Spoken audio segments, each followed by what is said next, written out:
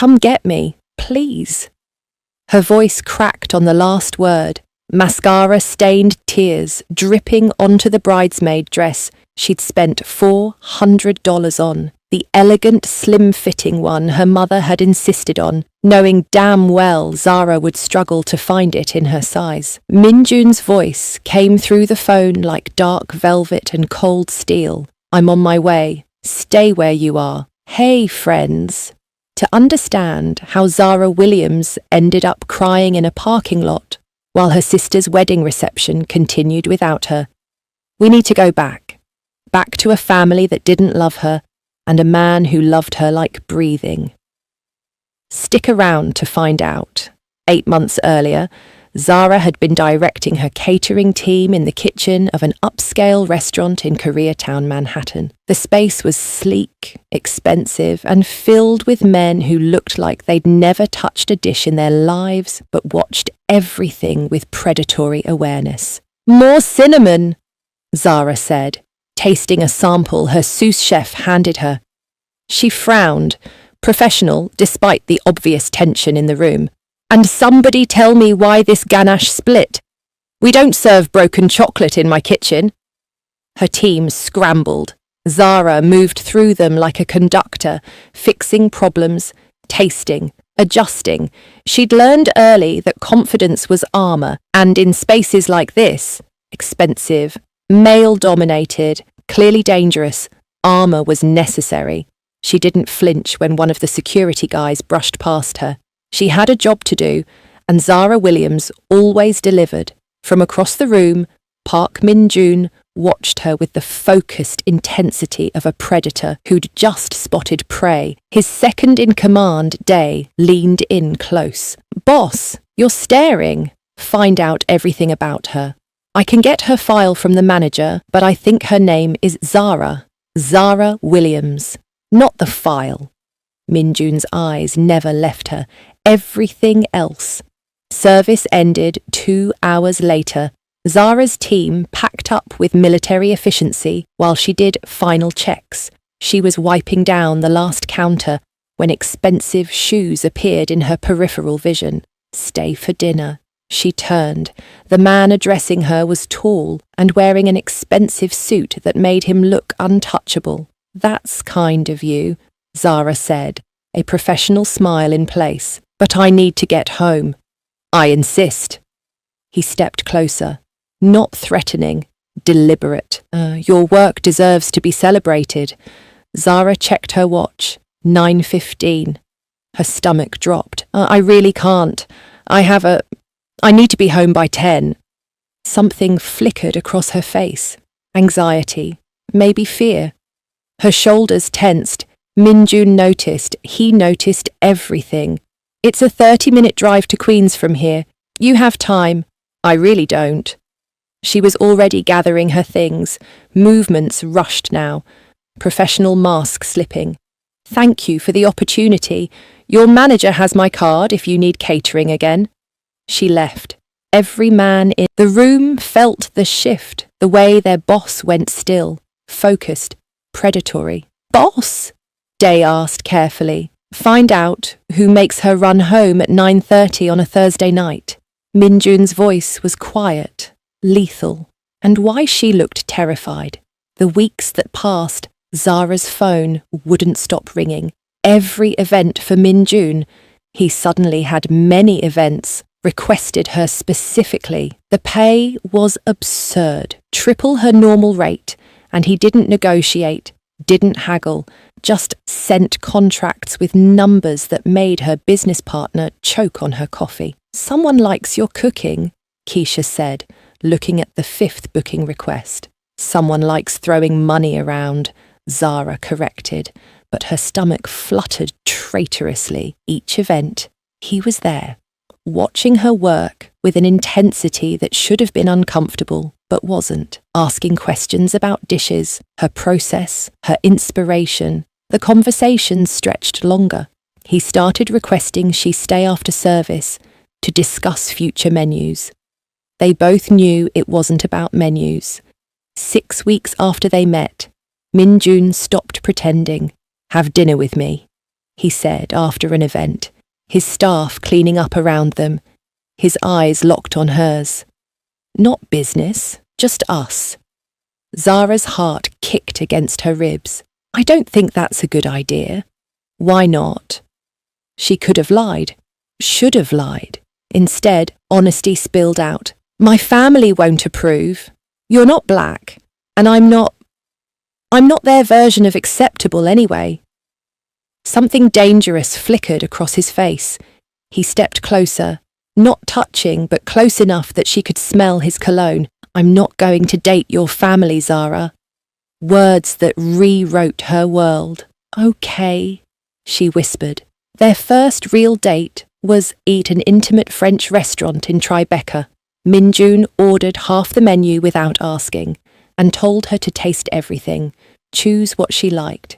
Zara's instinct was to demur, to eat light, to not be seen enjoying food too much. Years of her mother's comments about her weight had trained that reflex bone deep. The duck arrived, perfect sear cherry gastric, the smell alone was poetry. She took one small bite, set down her fork. You're not eating, Minjun observed, voice soft. I tasted while you ordered. I'm fine. You made food for 60 people at that corporate event earlier. He leaned forward. Where was yours? I ate before. Zara. He slid her plate closer, cut a piece of duck, held out his fork to her lips. Eat. I want to watch you enjoy your meal. Her eyes burned. My family says I enjoy food too much already. Minjun's hand clenched around his knife, and the muscle in his jaw jumped. When he spoke, his voice was deadly soft. Your family is wrong. Eat. She took the bite, then another. His eyes tracked every movement, something hungry and possessive in his gaze that should have scared her. It didn't. Tell me about them, he said. The wine helped. So did the way he listened, like every word mattered. She told him about her mother, Patricia Williams, former pageant queen who'd never forgiven Zara for being born curvy, about her father, James Williams, the surgeon who funded everything but felt nothing, about Naomi, the golden child, and Kennedy, the accomplished one, and Zara, the disappointment who played with food instead of getting a real career. What do you mean rent? Minjun interrupted as she spoke about her family. For the guest house. It's fair. I'm 26. Nothing about this is fair. His fingers drummed once against the table. You're their daughter. I'm the embarrassment. The words tasted bitter. Wrong size, wrong career, wrong everything. His hand covered hers, warm and solid. You're extraordinary. If they can't see that, they're not just blind. They're stupid.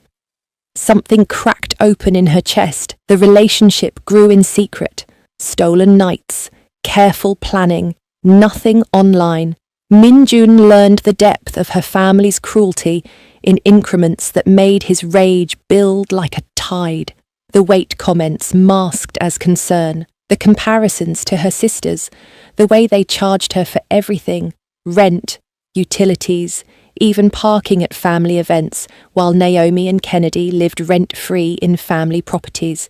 He learned she'd paid for culinary school herself, that she sent her mother flowers every week and got criticised for the arrangement, that she made every family birthday cake for free and still got called selfish. Each revelation made his jaw tighter, his plans more detailed.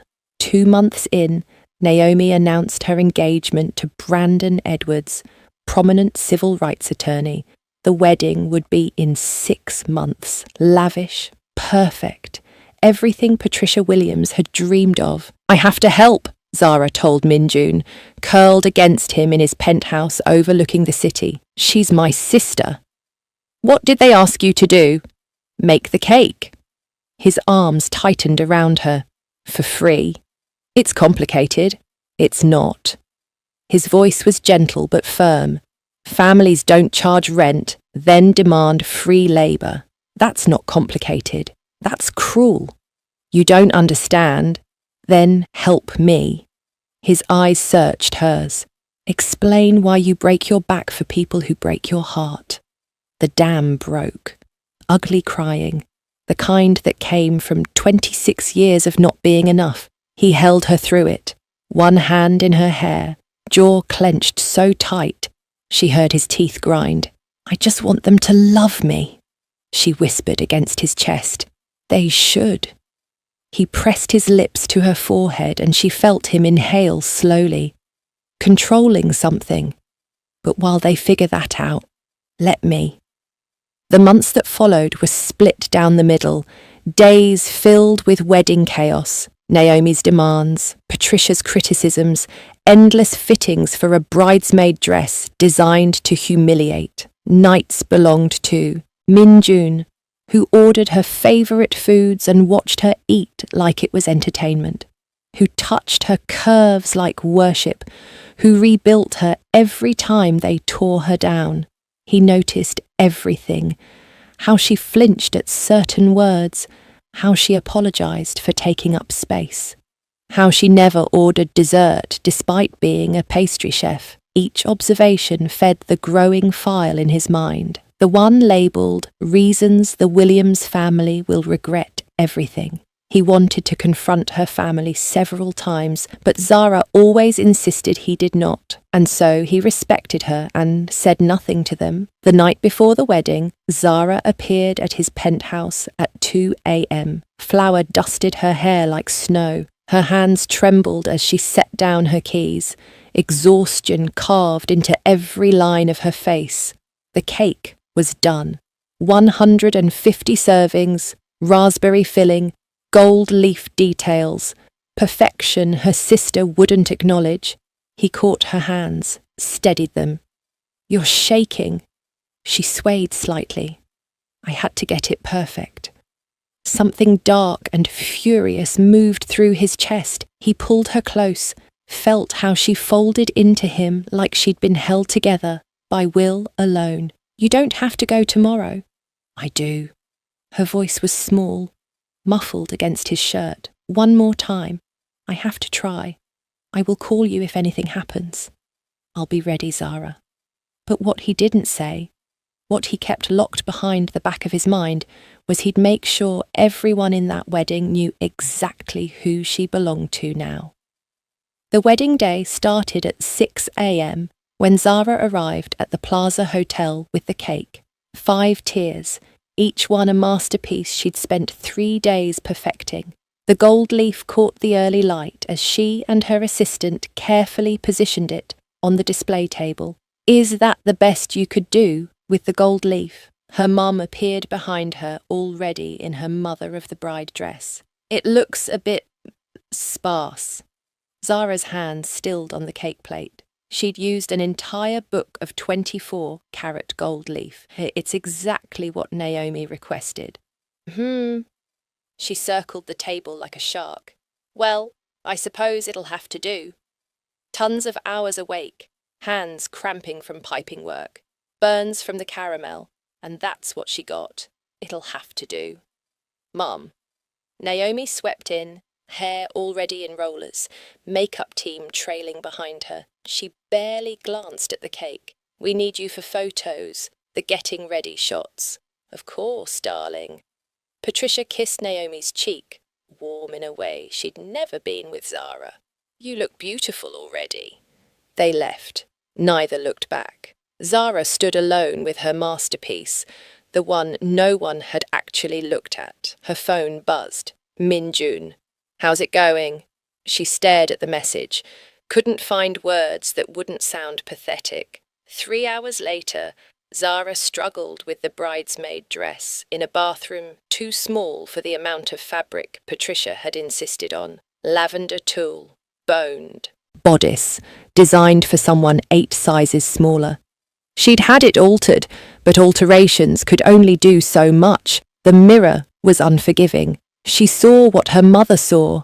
Too much body, too much space, too much everything.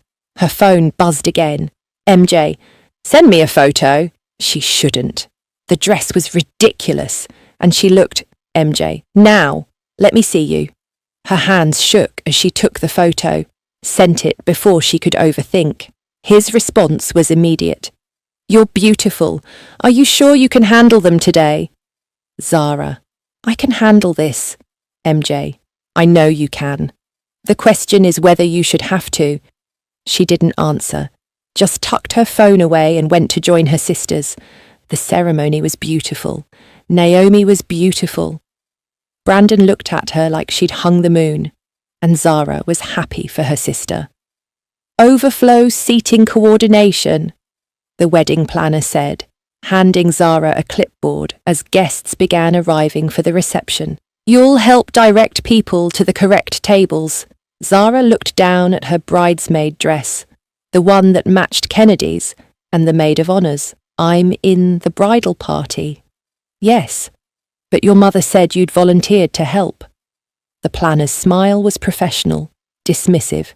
The family table is full anyway. You're at table 12. Table 12. With second cousins, she'd met twice. She took the clipboard. An hour into the reception, Zara was returning from directing an elderly couple to their table when a hand closed on her arm. Sharp nails, expensive manicure. Excuse me, could you get me another wine? White, not red this time, and make sure it's chilled properly.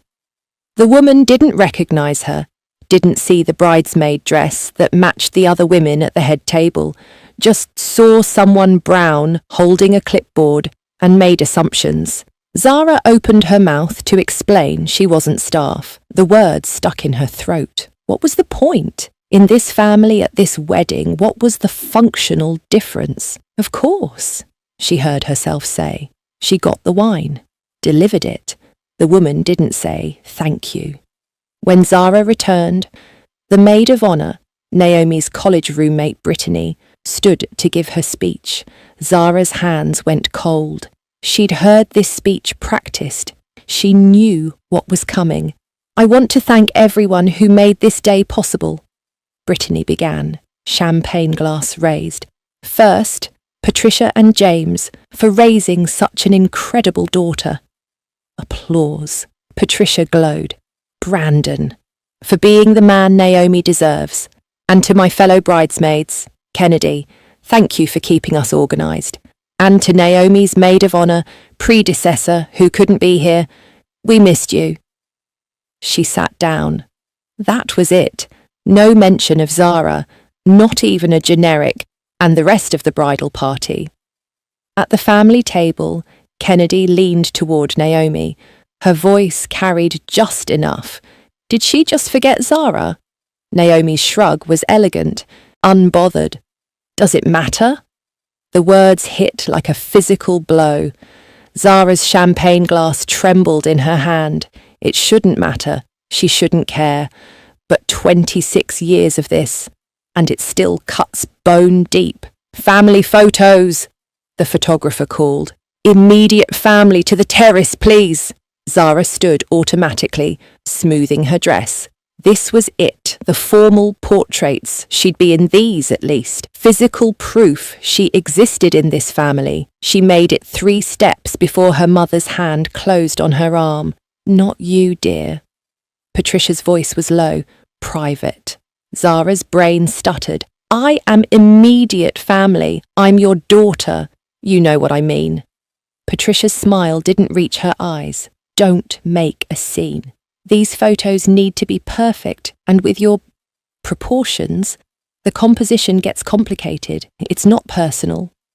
Everything went very quiet in Zara's head, that ringing silence that came right before a crash. Kennedy walked past, linking arms with Naomi. Neither looked at Zara standing there, frozen, while their mother escorted them to the terrace for photos she wasn't allowed in. Zara turned, walking blindly toward the back of the venue. She needed air, needed to breathe, needed to not scream in the middle of her sister's wedding. She found a quiet hallway, pressed her back against the wall, and tried to remember how lungs worked. There you are! Patricia's voice made her flinch.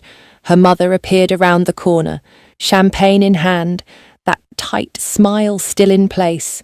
We need to talk. Not now. Yes, now. Patricia set down her glass. The guest house. We're renovating next month. You'll need to find somewhere else to live. The words took a moment to process. Next month. Mum, that's... You're 26, Zara. It's time you stood on your own feet. Naomi lived there until she was 28, and Kennedy stayed longer. They were saving for homes with their partners. Patricia's voice went sharp. You're not. You're spending money on that little catering business that barely breaks even. It doesn't barely break even. And you clearly have money for expensive dresses. Patricia's eyes raked over her, though perhaps you should invest in a gym membership instead. Think of this as motivation, sweetheart. Motivation to lose weight, find a respectable man, get your life together. Your sisters both married well. Why can't you? Her father appeared then, drink in hand, face already flushed from the open bar. Everything all right? Just talking to Zara about moving out. Patricia smoothed her dress. She's taking it well. Good, good. James barely looked at her. Your mother's right, Zara. Think of it as encouragement. You need to try harder. Your sisters managed to figure it out. Something inside her cracked. Encouragement to what, exactly? Lose weight? Find a man? Be more like them? To fit in. Patricia's voice went ice cold. To be part of this family, instead of embarrassing it. Is that really so much to ask? Zara stared at her mother, at her father, at two people who should have loved her unconditionally, and instead gave her conditions she'd never meet. She pushed past them, through the service corridor, out the back entrance, into the parking lot, where the evening air hit her like a wall. Music drifted from inside, laughter, celebration. Her sister's wedding, the one she'd spent $3,000 on, deprived herself of sleep. Her hands shook as she pulled out her phone, stared at Minjun's contact photo, him smiling at her across a table, caught in a moment when he didn't know she was taking the picture, looking at her like she was everything.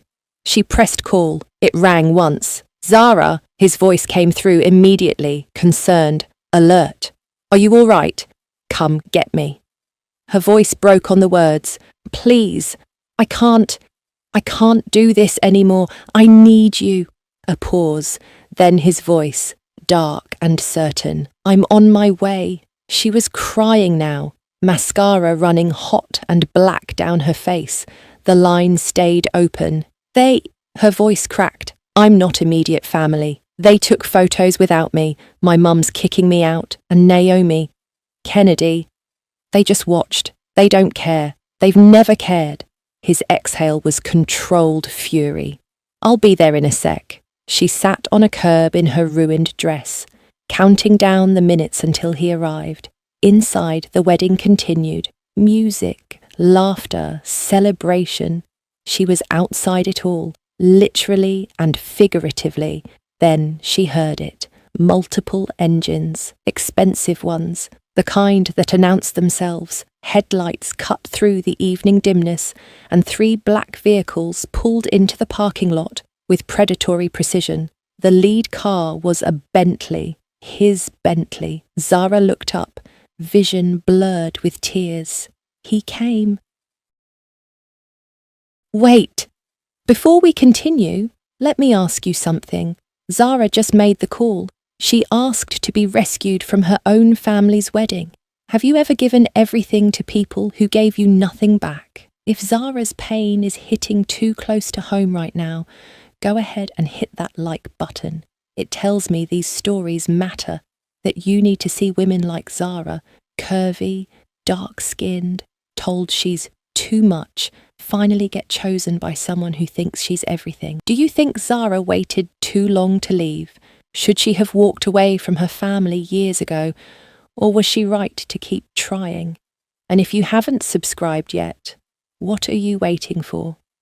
Smash that subscribe button right now. so you never miss a moment of these Afro-Korean romance stories where cultures collide and love doesn't. Follow the rules. Now let's see what happens when Park Min-jun pulls up to a wedding that excluded his woman. The car doors opened with synchronized precision.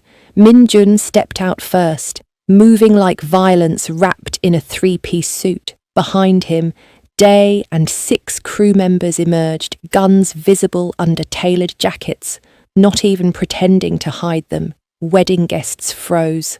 Conversations died mid-sentence.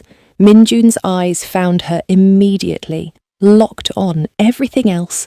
The crowd, the venue, the staring guests ceased to exist. He moved toward her and people scrambled out of his path like he was radioactive. Someone whispered, "Who the hell is that?" Nobody answered. When he reached Zara, he stopped just inches from her, close enough that she had to tilt her head back to meet his eyes. The careful distance he'd maintained shattered. His hands came up, cupping her face, the thumbs rough as they wiped away mascara-stained tears. "I'm here, baby." His voice was low, lethal. Zara reached for him, grabbing fistfuls of his shirt, and he pulled her up and into his chest in one smooth motion. His jacket went around her shoulders. Then he turned toward the crowd that had spilled out of the venue, his body a shield between her and everyone watching. His eyes scanned the faces, hunting. "Which ones?" "All of them," she whispered against his chest. His jaw went tight. The muscle jumped. "Then watch!"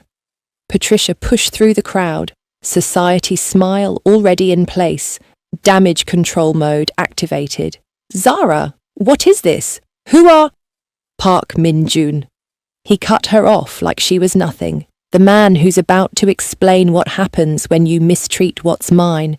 His voice wasn't loud. It didn't need to be. It was the kind of quiet that made survival instinct scream. Patricia's smile faltered, but held. "I'm her mother, and I don't appreciate—" Min-jun stepped forward. Patricia stepped back. "You charge your daughter rent." Not a question, a statement, an accusation. "Is that what mothers do? Now see here, young man." James appeared, doctor voice, used to being obeyed.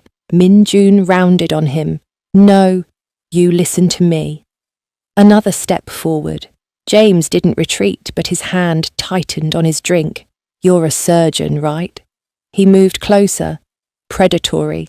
"You stood by while your wife spent 26 years performing psychological surgery on your daughter with no anesthesia, so don't talk to me about what's appropriate." Kennedy tried next, voice shaking slightly. "This is wildly inappropriate." Min-jun's eyes cut to her. Dead. Cold. "You're the sister who asked if it mattered when your sister got excluded from a speech at your family's wedding, where she made the cake for free." Kennedy went white. Several guests shifted uncomfortably. They'd heard that comment too. "This is my wedding." Naomi's voice cracked through the parking lot as she appeared. "How dare you?" "Your wedding." Min-jun turned slowly, and something about the deliberate movement made people back up. "Let's talk about your wedding. Your sister's seat assignment. Table 12. With second cousins she's met twice, while you put your friends at the family table." His smile was terrifying. "And then, my favourite part, you excluded her from family photos. Your sister. Because according to your mother, her proportions would ruin the composition." The silence was suffocating. Patricia tried again, voice desperate now. "This is a private family." "Nothing about this is private anymore." Min-jun's voice cracked like a whip. He turned to address the crowd, and the way he commanded the space, this parking lot, these people, this moment, was absolute. "How many of you saw Zara Williams parking cars tonight? Directing guests to tables, getting wine for people who thought she was a staff." Several people wouldn't meet his eyes. Uncomfortable shifting rippled through the crowd. Min-jun turned back to the family. "She's a pastry chef, a damn good one. but you treat her like she's playing with easy-bake ovens. Patricia, one of her friends hissed. That's Park Min-jun, the Park family. Yes. Min-jun heard it, smiled. The Park family. Let me be very clear about what that means. He moved toward Patricia again. His crew shifted forward automatically, a coordinated threat. Patricia's face drained of colour. Your husband's hospital. I know 3 board members personally. Your daughter Kennedy's practice. I'm friends with the building owner. He paused. Let that sink in. I'm telling you this so you understand. Zara isn't your disappointing daughter anymore. She's under my protection. And I protect what's mine very, very thoroughly. We love our daughter, James started.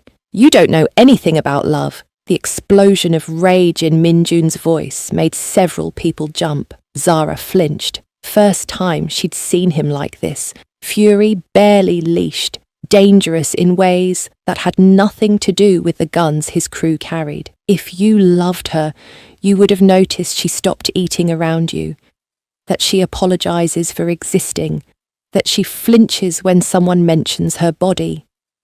The words landed like bullets. Zara stepped forward, facing her family. Her voice shook but held. He's right, about all of it, but I need to say this myself. She looked at Naomi. I made your cake, raspberry filling because citrus makes you sick, spent hours awake, and you didn't even look at it. Naomi opened her mouth. No. Zara's voice strengthened. I'm talking now. You thanked everyone in that speech. The florist got mentioned, the DJ, the venue coordinator, but not me, your sister. She turned to Kennedy. You asked if it mattered, if I mattered, and your answer was no. Finally, her parents. You said I needed motivation. Her voice cracked. Motivation to be someone I'm not, someone lighter, thinner, quieter, smaller. Tears ran freely now. I spent 26 years trying to fit into a family that was never going to make room for me. I'm done trying. Min-jun's hand found her back, steady, grounding. Are we done here? She nodded. Day. Min-jun didn't look away from the family. Get everything from the guest house tonight. I don't want her going back there. He turned to his crew. Anyone tries to contact her, I want to know immediately. Anyone shows up at her business handle. His eyes cut back to Patricia. Phones were out everywhere now. Filming. Recording. This moment spreading in real time. He turned to Zara and his voice went soft again. Tender. Let's go home.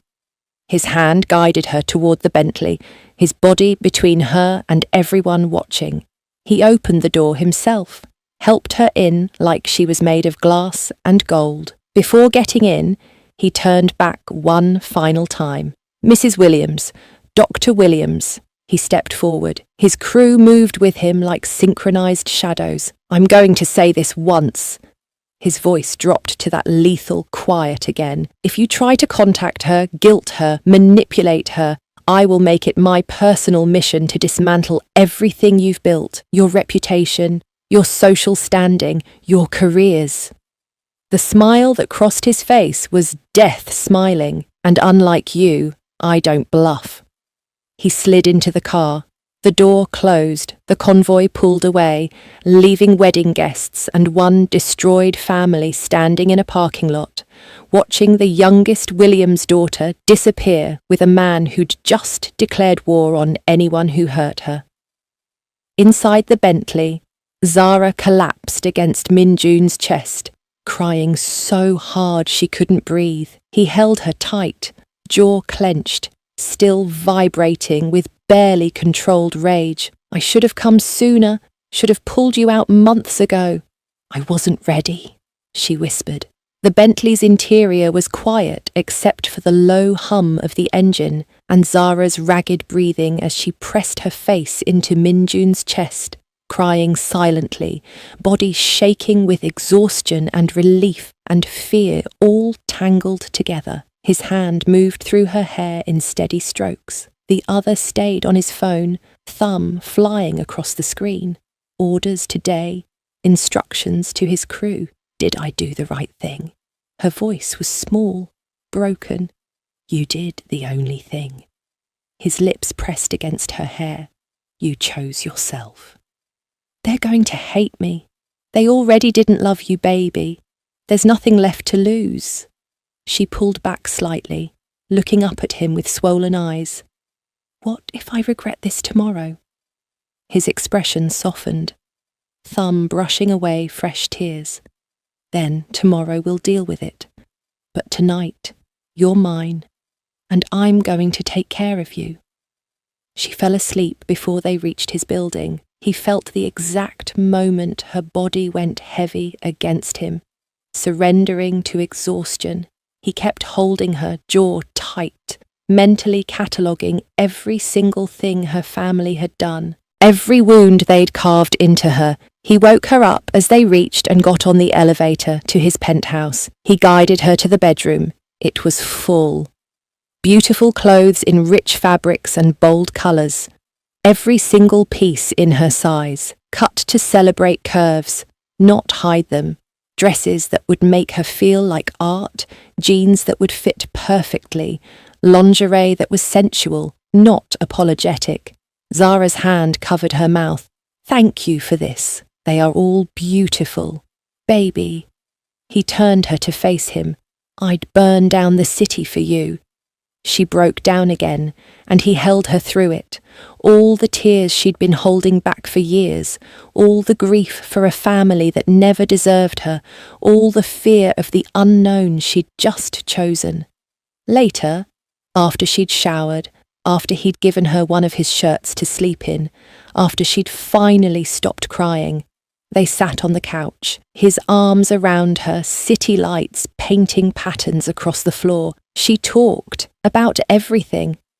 Years of small cruelties she'd normalised, the comments about her body disguised as health concerns, the way they'd excluded her from conversations about family business because she was too sensitive, how they'd belittled her career while bragging about Kennedy's medical practice and Naomi's upcoming marriage to a lawyer. Min-Jun listened, his jaw tightened occasionally, but he let her speak. Let her unpack it all. What if they were right? She whispered finally. What if I am too much? His hands framed her face, forcing her to look at him. You are too much, too beautiful, too talented, too good for them. His thumb traced her bottom lip. And exactly enough for me. Min-Jun, I don't want you to be smaller, quieter, different. I want you exactly like this. His voice was firm, final. They don't get to define you anymore. I do, and my definition is perfect. He kissed her then, deep and claiming and reassuring all at once. Morning came with sunlight streaming through the windows. Zara woke with a hunger she couldn't describe. The smell of food drew her to the kitchen. Min-Jun stood at the stove, dress shirt rolled to his elbows, preparing breakfast. Korean style, banchan in small dishes, rice, soup, grilled fish. You are awake. Come have breakfast. He pulled out a chair. She sat. He served her, watched with satisfaction as she took the first bite, then another. His phone buzzed. He glanced at it. Day cleared the guest house. Everything's in storage whenever you want it. Another buzz. His expression darkened. What? Social media. He turned the phone toward her. The wedding hashtag is trending. Videos everywhere. The confrontation. His crew. Her family's faces. Comments dissecting every moment. Zara's anxiety spiked. Everyone's going to think I'm... Let them think.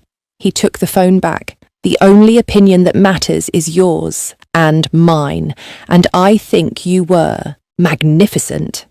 Her own phone started ringing. Her mum, then Kennedy. She stared at it, frozen. You don't have to answer, Min-Jun said quietly. Not today. A text from Kennedy appeared. We need to talk. You embarrassed the whole family. Zara laughed, bitter and broken. I embarrassed them. Another text, this time from Naomi. You ruined my wedding. I hope you're happy. Minjun read over her shoulder. His expression went dark and dangerous. He took her phone, typed quickly, This is Park Minjun. Any further contact will be considered harassment. Communicate through my attorney if necessary. Sent it. Then blocked all their numbers. You can't just... Zara started. I can. And I did. He set the phone down. They don't get access to you anymore. But you can unblock them later if you want. His hand covered hers. But not today. Today, you heal. 3 days passed. Zara stayed in the penthouse, processing everything.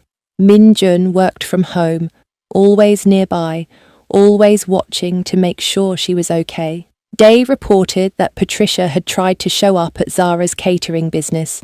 Security had turned her away. Kennedy had attempted to contact Zara's business partner, Keisha. Minjun's lawyer had sent a cease and desist. On the third evening, Minjun found her in the kitchen, staring at nothing. Get dressed, he said. We're going out. I don't think. You've been inside for 3 days. His voice was gentle but firm. Walk with me. 20 minutes later, they were walking through Koreatown, his hand secured around hers. Night vendors calling out specials, neon signs painting the sidewalks in colour, life happening around them. They passed his restaurant, the one where they'd had their first date. Zara stopped, looking at it. That's where it started, she said softly. No? Minjun turned her to face him. That's where I found what I was looking for. They kept walking, past shops and restaurants and people living their lives. She felt anonymous here, safe. Just another couple walking through the city. Do you think they'll ever understand? She asked. I don't care if they do. His hand tightened on hers. Do you? Long pause. Then, no, I don't. They stopped at a newsstand. Magazine covers on display, society publications, food magazines. One caught her eye. Feature headline, Rising Star, Pastry Chef. Zara Williams takes Manhattan by storm. Her photo on the cover. Professional, confident, glowing, taken in a kitchen. His kitchen, she realised. When did you... She turned to him. Last week, before the wedding. He pulled her close. I knew you'd need to see it, to remember who you really are. Her eyes burned. You planned all of this. I told you, I've been preparing. He smiled slightly. I just needed you to be ready to leave. Thank you, she whispered, for coming to get me. He stopped walking. Both hands framed her face, thumbs stroking her cheeks. The sounds of Koreatown faded, the lights blurred. Nothing existed except him and her and this moment, always. His voice was low, absolute. Every time you call, I will come to you. He kissed her under the streetlights of Koreatown, and Zara Williams finally understood what home felt like. Not a place, not a family name, not approval earned through shrinking. Home was being chosen, being seen, being loved exactly as she was. They kept walking, disappearing into the city night, her hand in his, her future uncertain, but finally hers. And Zara Williams, for the first time in 26 years, was finally home. The end. That was something. I try to give you different stories about what goes on in society. Have you ever had to walk away from people who were supposed to love you unconditionally? Zara spent 26 years trying to earn love that should have been free. Minjun spent 8 months preparing to give her the home her family never did. Because sometimes the family you're born into isn't your family at all. Sometimes your real family is the person who shows up when you call. If this story reminded you that you're allowed to walk away from people who make you feel small, that being too much for the wrong people just means you're exactly enough for the right one. hit that subscribe button and turn on notifications, because stories like this, where curvy black women get chosen by men who see them as art, where protection feels like worship and love doesn't ask you to shrink, these stories matter. And I'm not done telling them. Drop a comment and tell me, would you have called? Or would you have stayed and kept trying to earn love that was never going to come? Let's talk about it.